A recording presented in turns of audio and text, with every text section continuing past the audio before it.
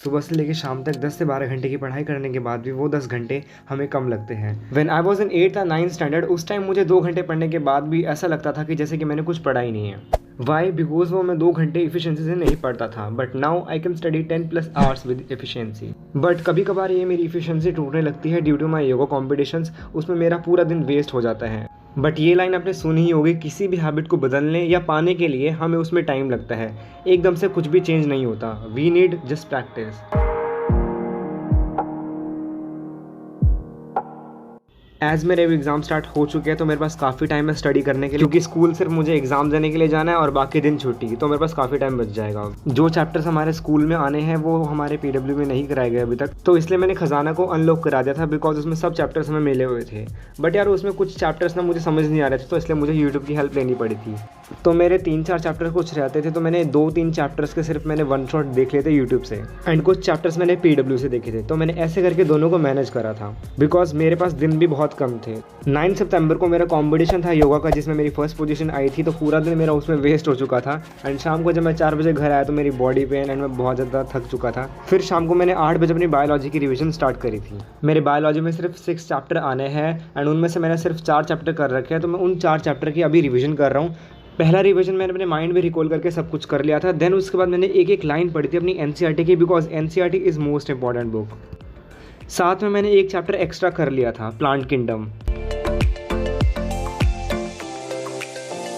Biology complete करने के बाद फिर मैं अगले दिन सुबह 4 बजे उठा एंड देन मेडिटेशन करी एंड थोड़ी बहुत योगा करी। देन मैंने 4:30 बजे से लेके 7:30 बजे तक अपनी फिजिक्स को कंप्लीट कर दी थी। उसमें मैंने लॉज ऑफ मोशन चैप्टर पढ़ा था एंड एक स्ट्रेट लाइन पढ़ा था। तो 2 चैप्टर मैंने एक साथ करके चल रहा हूँ, बिकॉज टाइम बोल रहा हूँ मैं, हाँ, दिन मेरे पास बहुत कम है, क्योंकि 15 दिन रह गए यार, इसलिए मेरे को जल्दी जल्दी निपटाना पड़ेगा सब चैप्टर्स को। मैंने एक दिन में पूरा चैप्टर नहीं पढ़ा था, सिर्फ उनके मेन टॉपिक्स पढ़े थे। मीन्स मैंने जो टारगेट बनाया था अपने हिसाब से, जैसे कि फर्स्ट टॉपिक मुझे आज पढ़ना है तो मैंने उतना ही टॉपिक पढ़ा था, सिर्फ टारगेट के हिसाब से पढ़ा था।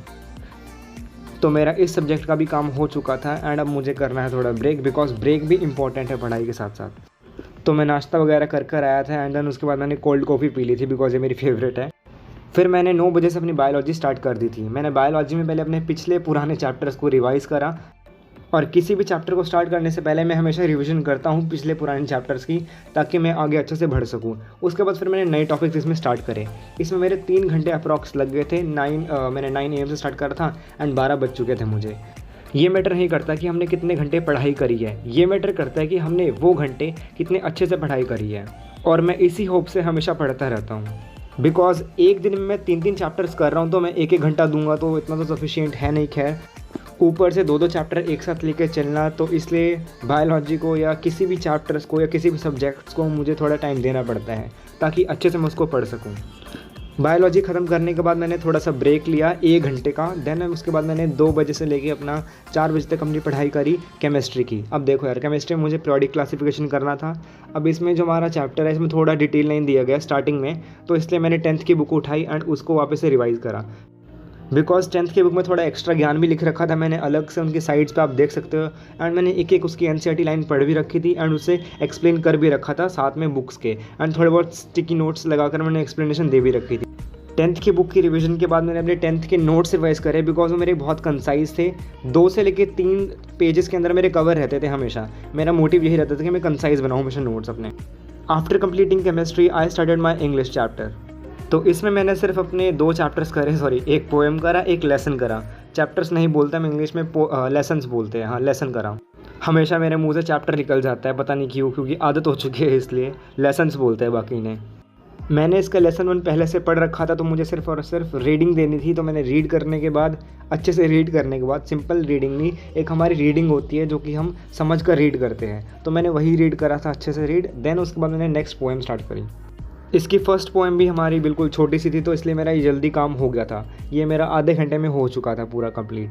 तो पूरा हफ्ता मेरा ऐसे चला, कभी 12 घंटे, कभी 10 घंटे, कभी 12 या 10 घंटे, इसमें शफल होता रहा मेरा। एंड यार, एक दिन का टारगेट कंप्लीट करने के बाद एक अलग सी फीलिंग होती है, पता नहीं, मुझे तो बहुत आती है कि मेरा शुक्र है एक दिन का टारगेट कंप्लीट तो हुआ, अब नेक्स्ट दिन पे पहुंचते हैं। तो मेरा GST का एग्ज़ाम था, यानी GK का, वो भी 16 सितंबर को। तो वो मैंने सुबह सुबह 1 घंटा पढ़ा था एंड एग्ज़ाम दे दिया था। अब मेरा नेक्स्ट एग्ज़ाम है 26 को एंड उसके बाद चलते जाएंगे एंड 10th अक्टूबर को मेरे ख़त्म हो जाएंगे। तो अपना भी बताना मुझे कमेंट सेक्शन में कि तुम्हारे एग्ज़ाम कब स्टार्ट है एंड कब ख़त्म होने हैं। और जो ये कुछ लोग बोलते हैं कि तुम्हारे पास इतना टाइम कहाँ से आ जाता है वीडियोज़ का, भाई मेरे पास भी फ्री टाइम होता है। मैंने तुम्हें बताया ना 1 घंटा 2 घंटा। और जब मैं पढ़ाई करता हूँ तो मेरे पास ट्राइपॉड स्टैंड तो है ही, अपना फ़ोन रख लिया एंड देन उसके बाद अपनी वीडियो थोड़ी सी रिकॉर्ड कर ली। मैं बहुत देर तक वीडियो रिकॉर्ड नहीं कर पाता हूँ बिकॉज डिस्ट्रैक्शन होती है एक।